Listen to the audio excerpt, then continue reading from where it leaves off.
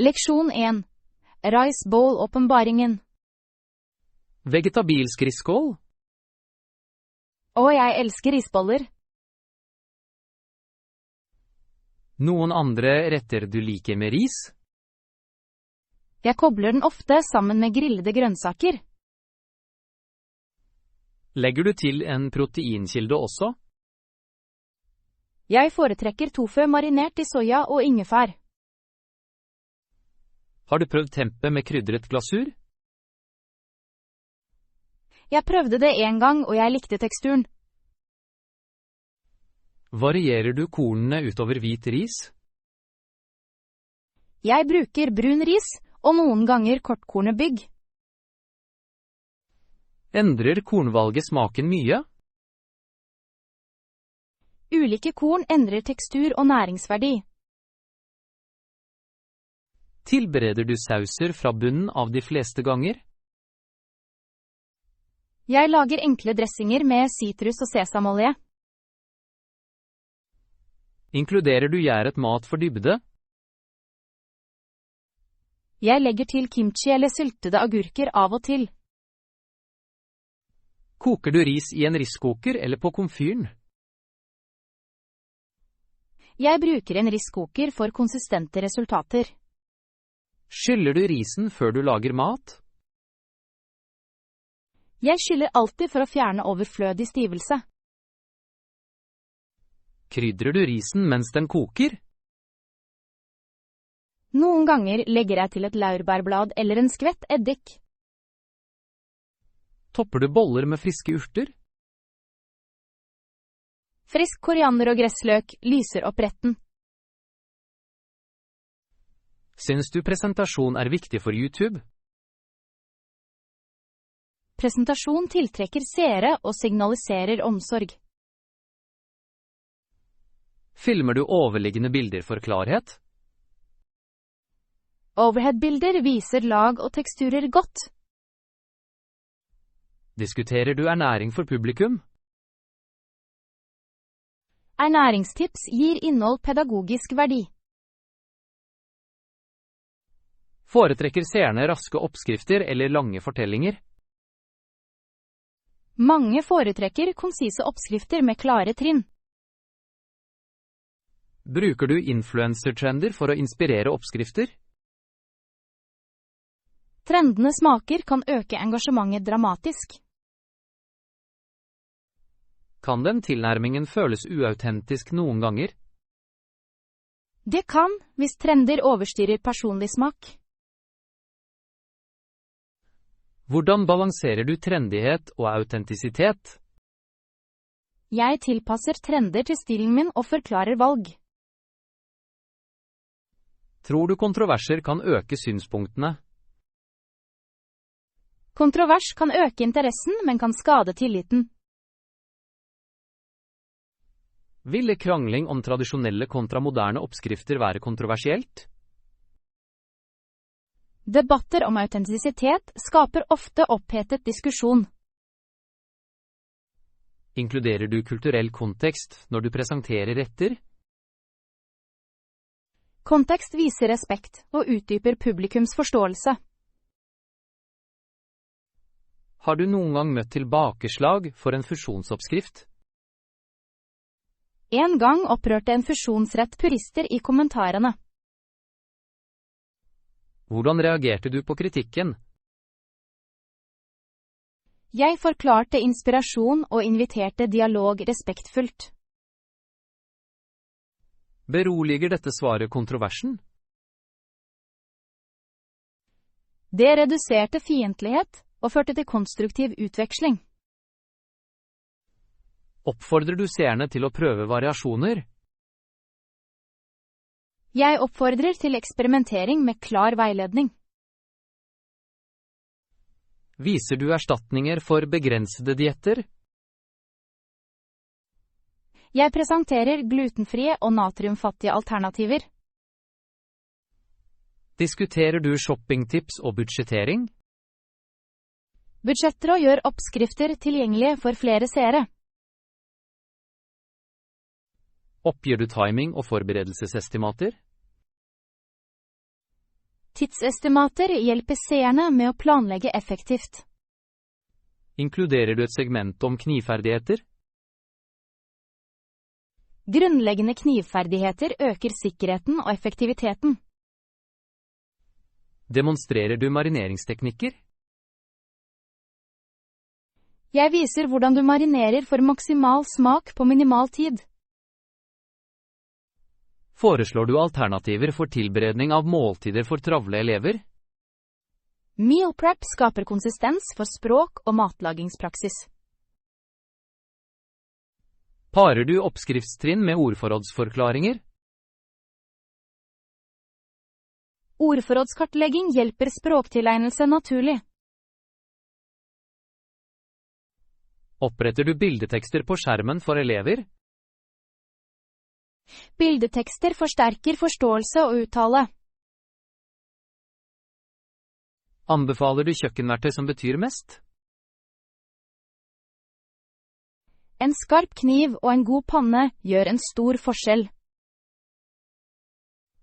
Lærer du pletringstips for visuell appell?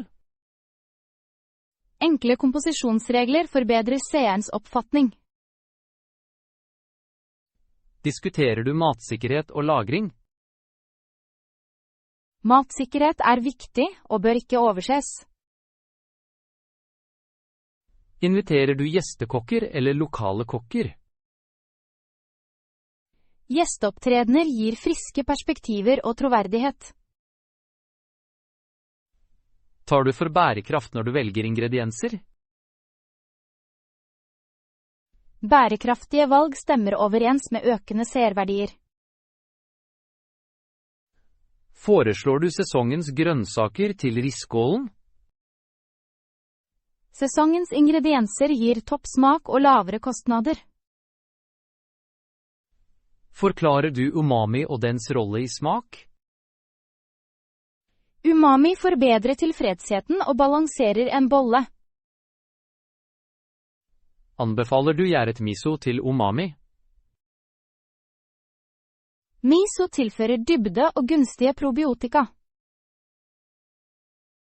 Modellerer du trinnvis mise en plass? Mise en place effektiviserer matlagingen og reduserer stress. Viser du kalde og varme monteringsalternativer? Begge monteringsmetodene passer til forskjellige klima og preferanser. Inkluderer du en kalorifattig eller overbærende versjon? Tilbudsalternativer oppfyller forskjellige publikumsmål. Behandler du allergi og krysskontaminering? Tydelige allergimerknader beskytter sårbare seere. Oppgir du omtrentlige kaloritall? Kaloriestimater hjelper seerne med kostholdsplanlegging. Lager du utskrivbare oppskriftskort for abonnenter? Utskrivbare kort øker brukervennligheten og oppbevaringen. Utfører du smaksprøver på kamera?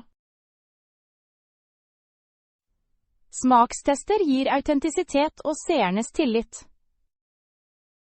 Ber du seerne om å bidra med sine versjoner? Seerinnleveringer fremmer engasjement og fellesskap. Svarer du på kommentarer for å bygge rapport? Tidlige svar skaper en lojal publikumsbase. Kjører du meningsmålinger for å velge fremtidige oppskrifter? Avstemninger styrker seerne og veileder innholdsstrategi. Optimaliserer du miniatyrbilder for å tiltrekke klikk? Miniatyrbilder må være ærlige og visuelt slående. Balanserer du underholdende og pedagogiske elementer? En balansert tilnærming opprettholder langsiktig seertall. Inkluderer du korte kulturhistoriske segmenter? Korte historier beriker oppskriftsfortellingen. Lærer du høflig matvokabular for formelle omgivelser? Formelle ord hjelper elever i sosiale og profesjonelle sammenhenger. Anbefaler du å pare drinker med risskålen? Te eller lett mineralvann kompletterer smaker ganske enkelt. Diskuterer du gjæring av raske pickles hjemme? Raske pickles forbedrer tekstur og gir surhet. Gir du tips for å varme opp ris trygt? Riktig oppvarming forhindrer bakterievekst og bevarer tekstur. Forklarer du hvordan du lager balanserte makronæringsstoffer? Balanserte boller støtter energi og langsiktig helse. Inkluderer du et avsluttende segment med refleksjon? Refleksjon forsterker både kulinarisk teknikk og språkopplæring. Tror du en liten kontrovers om autentisitet hjelper til med å nå? Det kan tiltrekke seg oppmerksomhet, men det må håndteres med respekt. Vil du foreslå måter å tilpasse bollen til globale ganer? Jeg vil foreslå kryddernivåer og krydderbytter etter smak. Tror du live matlagingsstrøm kan være risikabelt? Direktesendinger øker umiddelbarheten, men reduserer kontrollen. Vil du utarbeide en sikkerhetskopieringsplan for tekniske problemer? En sikkerhetskopi sikrer kontinuitet og bevarer tilliten til publikum. Planlegger du å tjene penger gjennom sponsing eller kurs? Inntektsgenerering bør samsvare med verdi og åpenhet. Har du tenkt å undervise i korte språkøvelser under matlagingen? Språkøvelser integrert i trinn forsterker læring naturlig. Fremmer du oppmerksom spising som en del av leksjonen? Mindful eating forbinder mat, språk og velvære. Har du en nedlastbar ordforrådsliste? En liste støtter revisjon og øker oppbevaring. Vil du sammenligne en klassisk oppskrift med en moderne vri? Sammenligning fremhever evolusjon og utløser diskusjon. Oppfordrer du til respektfull debatt om autentisitet? Respektfull debatt utdanner uten å fremmedgjøre seerne. Inkluderer du en oppfordring til handling for abonnenter? Oppfordringer til handling bør være høflige og verdidrevne. Vil du holde setninger korte og formelle for elever? Korte, formelle setninger hjelper klarhet og forståelse. Planlegger du å legge ut segmenter som en serie for vedvarende engasjement? En serie bygger forventning og jevn læringsfremgang. Vil du avslutte episoden med en klar oppsummering? Et sammendrag forsterker viktige matlagings- og språkpunkter. Vil du minne seerne på å like og abonnere respektfullt? Påminnelser bør være milde og understreke samfunnsfordeler. Har du tenkt å teste nye oppskriftsvarianter månedlig? Månedlig testing holder innholdet friskt og datadrevet. Vil du invitere ernæringseksperter til sporadiske ekspertinnspill? Ekspertinnspill styrker troverdighet og pedagogisk verdi. Planlegger du å analysere analyser for å avgrense innhold? Analytics informerer beslutninger og optimaliserer publikumsveksten.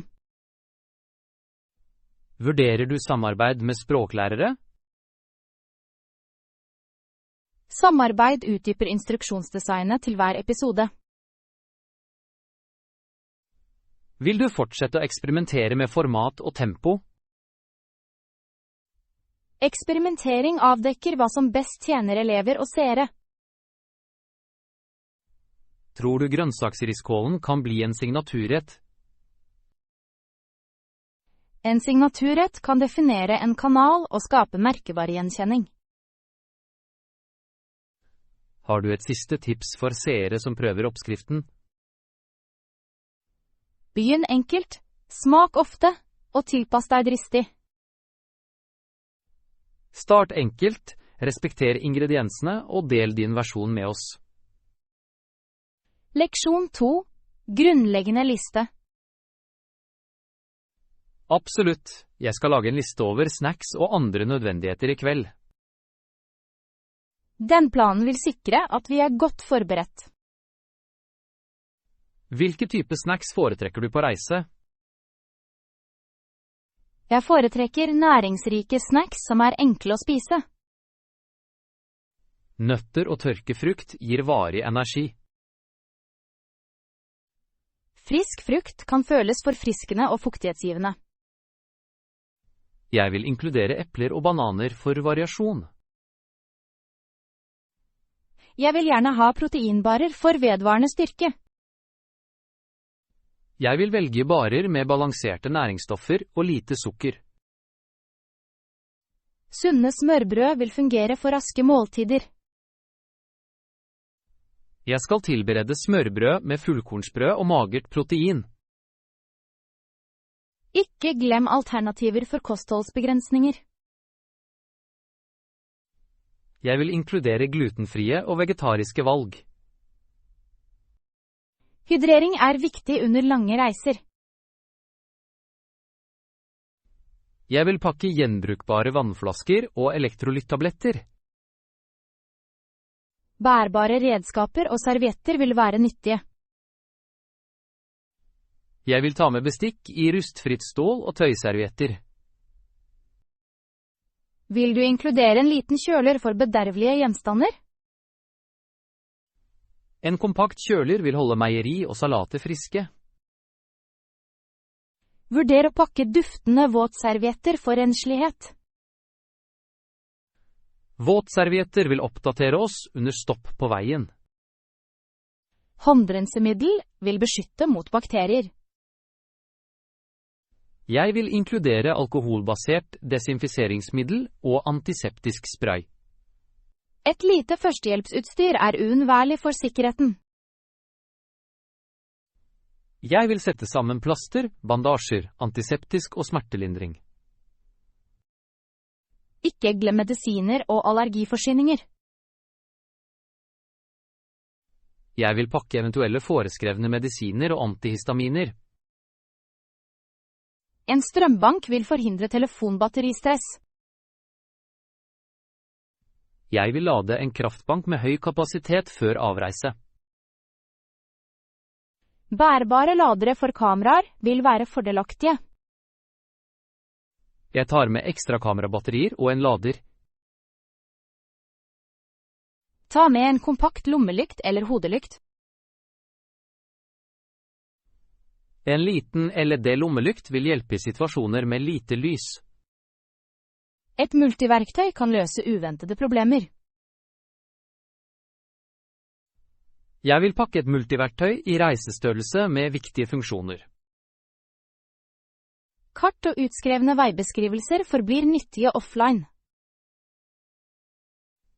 Jeg vil skrive ut et papirkart og lagre offline-kart på telefonen min. Ekstra kontanter og lokal valuta vil hjelpe i avsidesliggende områder.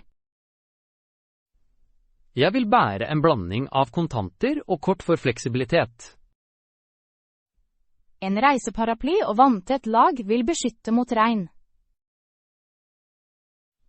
Jeg vil inkludere en lett vanntett jakke og kompakt paraply. Komfortable ekstra sokker kan forhindre blemmer. Jeg vil legge til ekstra par pustende sokker på listen. En reisepute vil forbedre hvilen under lange kjøreturer.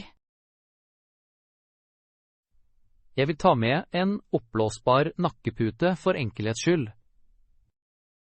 Ørepropper og en øyemaske vil hjelpe til med avslappende søvn. Jeg vil pakke begge for å støtte kvalitetshvile på ukjente steder.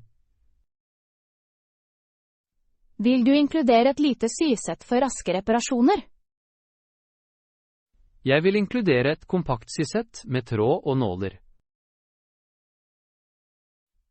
En notisblokk og penn vil tillate raske notater og journalføring. Jeg vil ta med en holdbar notatbok og et sett med penner. En kompakt kikkert kan forbedre naturskjønn visning. Jeg vil pakke lett kikkert for dyreliv og utsikt. Søppelsekker vil bidra til å holde kjøretøyet ryddig.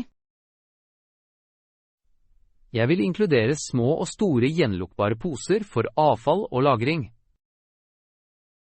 Vurder miljøvennlig emballasje for å redusere avfall.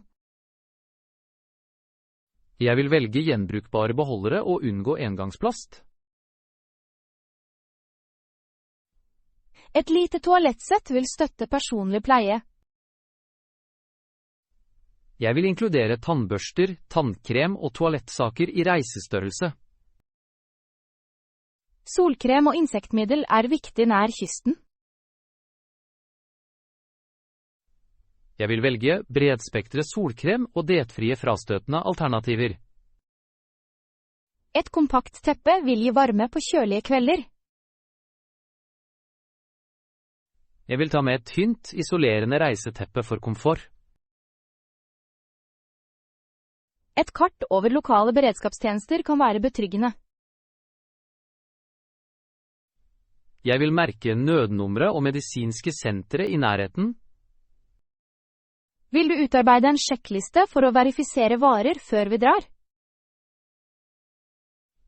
Jeg vil lage en detaljert sjekkliste og krysse av for varer mens jeg pakker. Deling av sjekklisten vil hjelpe oss med å koordinere ansvaret. Jeg vil dele sjekklisten og tildele elementer til hver enkelt av oss. Planlegging av snacks og nødvendigheter kan redusere stress på turen. Gjennomtenkt forberedelse vil tillate oss å nyte reisen fullt ut. Vil du også planlegge spesielle godbiter eller avlat? Jeg vil inkludere et lite utvalg av overbærende snacks til feiring. En beskjeden godbit kan heve stemningen uten overskudd. Jeg vil balansere godbiter med sunne alternativer for velvære. Bør vi inventarere bilen for plass- og lagringsalternativer? Jeg vil måle bagasjerommet og planlegge et kompakt pakkeoppsett. Effektiv pakking vil redusere tiden brukt på omorganisering ved stopp. Jeg vil bruke pakkingskuber og merkede containere for å organisere utstyr. Vil du sørge for at alle forgjengelige gjenstander lagres trygt? Jeg vil plassere ferskvarer i isolerte beholdere med ispakker. En enkel måltidsplan vil begrense beslutningstrøtthet på veien. Jeg vil utarbeide en måltidsplan for hver dag med fleksible alternativer. Felles snacks oppmuntrer til felles glede under reisen. Jeg vil velge delbare boller og små tallerkener for å fremme deling. Vil du lage en kort liste over lokale delikatesser å prøve? Jeg vil undersøke lokale spesialiteter og merke dem som valgfrie stopp. Å prøve lokal mat kan være en kulturell og språklig øvelse. Å beskrive smaker høyt vil støtte praktisk språkpraksis. Vil du også inkludere sanitærposer for brukt vev og engangsartikler? Jeg vil pakke biologisk nedbrytbare poser for å kaste på en ansvarlig måte. Nødkontaktinformasjon skal være tilgjengelig og synlig. Jeg vil plassere et trygt kontaktark i hanskerommet. Vil du sjekke utløpsdatoer på alle forbruksvarer? Jeg vil bekrefte datoer og kaste bort tvilsomme gjenstander. En liten komfyr eller bærbar vannkoker kan hjelpe til med varme drikker. Jeg vil bare inkludere en kompakt komfyr hvis det er tillatt på planlagte steder. Sikkerhetsregler vil veilede bruken av en hvilken som helst kokeapparat. Jeg vil bære et lite brannslukningsapparat og følge lokale forskrifter. Vil du forberede etiketter for konteinere for å identifisere allergier? Jeg vil merke alle matbeholdere med ingredienser og potensielle allergener. Tydelige etiketter vil beskytte helsen og støtte delte måltider. Vil du sette av et lite fond for uventede kjøp? Et beredskapsfond vil lette uforutsette behov under reisen. Jeg vil bevilge et beskjedent nødbudsjett og føre oversikt. Bør vi lage en kompakt underholdningspose for hvile? Jeg skal pakke en liten pose med kort, reisespill og en roman. Gruppeaktiviteter kan utdype samtale og språkbruk. Jeg vil utarbeide korte språkspill og spille under stopp. Vil du bekrefte kjøletilgjengeligheten på overnattingsstedene våre? Jeg vil ringe på forhånd og bekrefte kjøle- og lagringsalternativer. Kommunikasjon med verter vil forhindre overraskelser i siste øyeblikk. Jeg vil sende en kortfattet melding for å bekrefte ankomsttid og behov. Vil du ordne rene oppbevaringsbeholdere for rester? Jeg vil ta med lufttette beholdere for å bevare rester trygt. En endelig inspeksjon av alle elementene før avreise vil sikre beredskap. Jeg vil gjennomføre en fullstendig inspeksjon ved hjelp av sjekklisten og bekrefte fullføring. Leksjon 3. Kaffevalg og kultur. Cappuccino og lattes. Jeg vil gå med en cappuccino. Hva med deg? Jeg vil velge en latte for sin glatte tekstur. Hva liker du mest med en latte? Jeg liker den kremete melken og den subtile espressosmaken. Hva appellerer til deg med en cappuccino? Jeg foretrekker balansert skum og sterkere kaffe-tilstedeværelse. Vurderer du melkealternativer når du bestiller? Jeg ber ofte om havremelk for smak og bærekraft. Endrer valget av melk kaffekarakteren? Det endrer munnfølelsen og noen ganger den opplevde søtheten. Har du lagt merke til en trend mot håndverkskaféer? Håndverkskaféer legger vekt på opprinnelse, stek og bryggehåndverk. Påvirker kaffebarer i tredje bølge mainstream-smak? De har popularisert bønner med én opprinnelse og presis brygging. Vil slike trender påvirke prisene på kaféer i nabolaget? Prisøkninger følger ofte høyere kvalitet og spesialfokus. Kan høyere priser begrense tilgangen til kvalitetskaffe? Det kan skape ulikhet i hverdagens kulturelle opplevelser. Er det kontroversielt å kreve premiumpriser for enkle drinker? Prisdebatter involverer verdi, arbeidskraft og forsyningskjedefaktorer. Undersøker du opprinnelsen til bønner før du kjøper? Noen ganger leser jeg stekknotater for å forstå smaksforventninger. Påvirker bønneopprinnelse etiske bekymringer som rettferdig handel? Opprinnelse påvirker samfunnsansvar og bøndenes levebrød. Bør forbrukerne prioritere etisk hentet kaffe? Etisk innkjøp støtter bærekraftig jordbruk og rettferdig lønn. Kan forbrukere verifisere etiske påstander fra merkevarer? Verifisering krever sertifiseringer og gjennomsiktige forsyningskjeder. Er kaféstemning en del av hvorfor folk velger cappuccino? Atmosfæren forbedrer den sosiale og sensoriske kaffeopplevelsen. Har latterkunst og presentasjon betydning for den moderne kunden? Visuelt håndverk kan signalisere dyktighet og legge til opplevd verdi. Er latte art en meningsfull ferdighet eller bare dekorativ? Det er både en estetisk ferdighet og et tegn på baristatrening. Kan besettelse av presentasjon distrahere fra smak? Overvekt på utseende kan noen ganger maskere dårlig ekstraksjon. Foretrekker du en sterkere eller mildere espressobase? Jeg foretrekker en mildere espresso som passer godt sammen med melk. Syns du cappuccinoer er bedre egnet til frokost? Cappuccinoer passer godt sammen med morgenkaker og lette måltider. Er lattes mer tilpasningsdyktige som drikkevare på dagtid? Lattes passer til utvidede samtaler og uformelle arbeidsøkter. Bør kaffekulturen respektere individuelle preferanser åpent?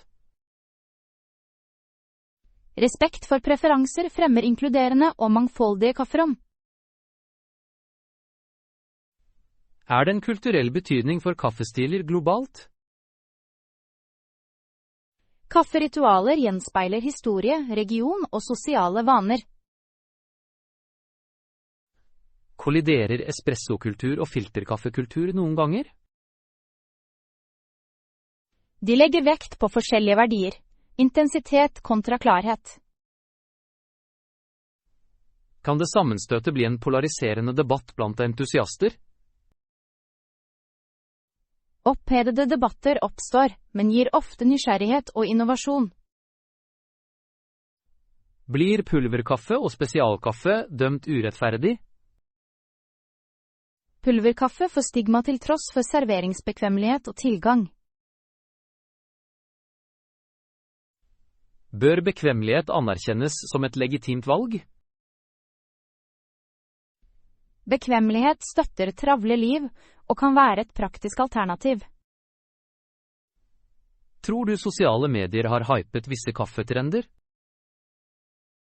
Sosiale plattformer forsterker estetikk og skaper raske trender.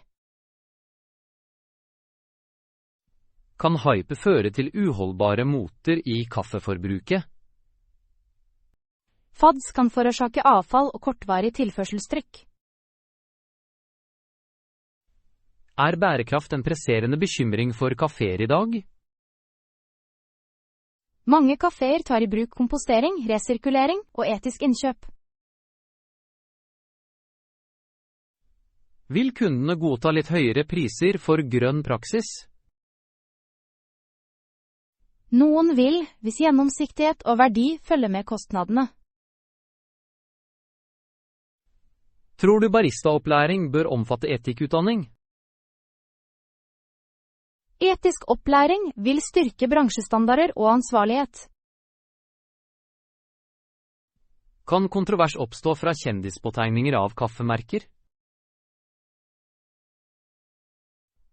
Kjendisbånd kan skjule sanne innkjøps- og markedsføringsmotiver. Bør påvirkere avsløre sponsing når de markedsfører kaféer? Full avsløring opprettholder tillit og overholder forskrifter. Kan latterkultur være en plattform for språkopplæringsinnhold? Kaffebarer gir virkelige innstillinger for samtalepraksis. Ville korte dialoger på kaféer komme engelskelever til gode? Praktiske dialoger modellerer naturlige interaksjoner og ordforråd. Bør slike leksjoner inkludere bestilling, småprat og betalingssetninger? Disse setningene er avgjørende for kompetanse og selvtillit i den virkelige verden. Er etikette viktig når du bestiller kaffe i forskjellige land? Etikette varierer og krever kulturell følsomhet og observasjon. Forårsaker tippepraksis forvirring for internasjonale besøkende? Tipsnormer varierer mye og kan føre til vanskelige øyeblikk. Bør kaféer gi tydelig veiledning for turister om tipping? Tydelig skilting eller personalveiledning vil redusere usikkerhet og stress. Kan en cappuccino versus latte debatt utløse større sosial kommentar? Det kan gjenspeile klasse, smak og tilgangstemaer innen urban kultur. Er det helsemessige hensyn når du velger melkebaserte drikker? Melk tilfører kalorier og laktose, noe som kan påvirke kostholdsvalg. Bør kaféer tilby ernæringsinformasjon for drikkene sine? Ernæringsmessig åpenhet muliggjør informerte forbrukerbeslutninger. Vil alternativer med redusert sukker bli mer vanlige på kaféer? Etterspørselen etter lavere sukker og tilpassede alternativer øker. Tror du spesialkaffe vil integrere mer teknologi snart? Automatisering og presisjonsverktøy vil sannsynligvis blande håndverk med konsistens. Kan automatisering risikere å redusere baristaens kreative rolle? Automatisering kan standardisere kvalitet, mens den endrer håndverksuttrykket. Er det plass til både høyteknologiske og menneskesentrerte kaffeopplevelser? Mange forbrukere setter pris på begge deler, avhengig av kontekst og preferanse. Bør fellesskapsarrangementer på kaféer fremme mer enn bare kaffesalg? Fellesskapsarrangementer kan fremme læring, kultur og lokale nettverk. Kan kaffebarer bli knutepunkter for språkutvekslingsmøter? De er naturlige arenaer for uformell praksis og kulturell utveksling. Vil kaffeordforrådsleksjoner tiltrekke seg språkelever på nettet? Leksjoner med kaffetema kombinerer interesse og praktisk anvendelse.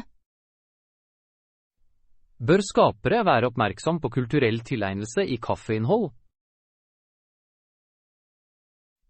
Mindfulness forhindrer feilrepresentasjon og respekterer kildesamfunn. Er det kontroversielt å merke visse kaffestiler som overlegne? Smakshierarkier kan fremmedgjøre og avvise ulike praksiser. Hvordan kan innhold forbli hype, men likevel kulturelt respektfullt? Levende presentasjon med saklig kontekst og respekt vil engasjere seerne. Vil du bestille en cappuccino nå for å sammenligne med min latte? Jeg vil, og vi kan øve på å bestille setninger og høflig dialog. Jeg vil betale for begge deler, og vi kan diskutere smaksforskjeller mens vi nipper til.